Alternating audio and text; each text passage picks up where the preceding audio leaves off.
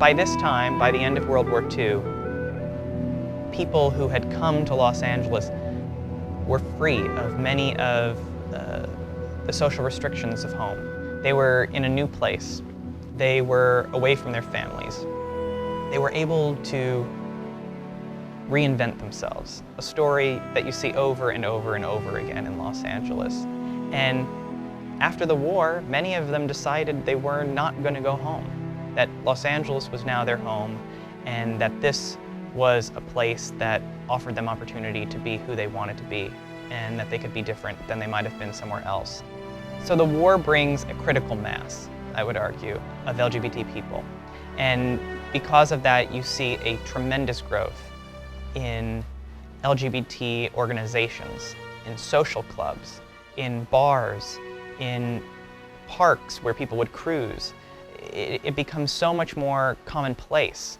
Though it's still not accepted, though much of it is still under the radar, there's an explosion of these sorts of activities and these sorts of venues that create the beginnings of a truly organized LGBT community.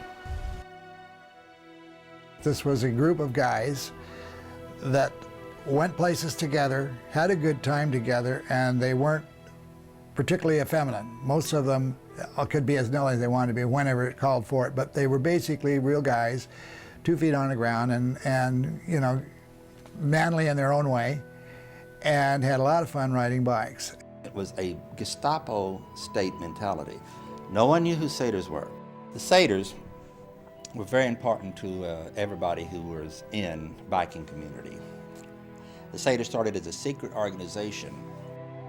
We used to go to Salton Sea, Red Rock Canyon, all these places, and just being together and going on these little trips, they got together and decided to make a club. And this goes back to 1954. We went to the bar, we drank, we had a good time. Then there was some Hell's Angels in the bar. And unbeknownst to us, we were making friends with them.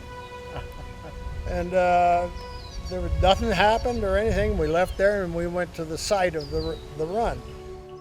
I always said that the Wild One movie probably intimidated us more than anything. I can remember with other Satyrs, we'd go into small towns and the cops would follow us, or if they saw us go someplace, they'd park outside, or if we went into a restaurant, we'd have to be extra nice because it was just that time where people had a very mixed feelings about people that rode bikes.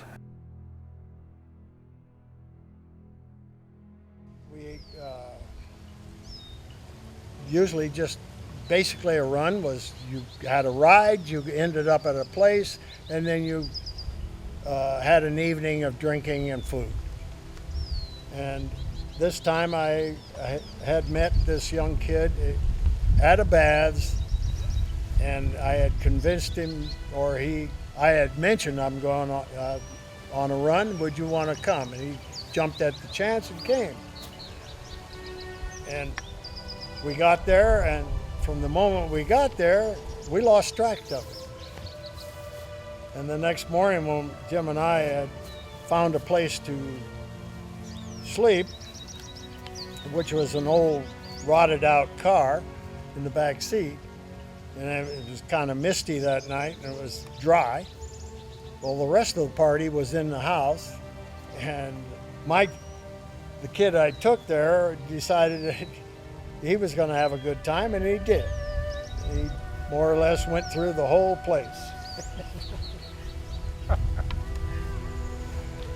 I heard stories about him the next day, about him hanging from a chandelier and everything else. But he evidently, he was the show of the party. I would say a good example of someone that brought this love of leather and uniform culture would be Tom of Finland, who during World War II, he served his country, and he basically grew to love the uniform culture, and he started drawing it, and he continued with his passion of that by years after the war and drawing masculine nudes and focusing on that culture of leather and military that he experienced.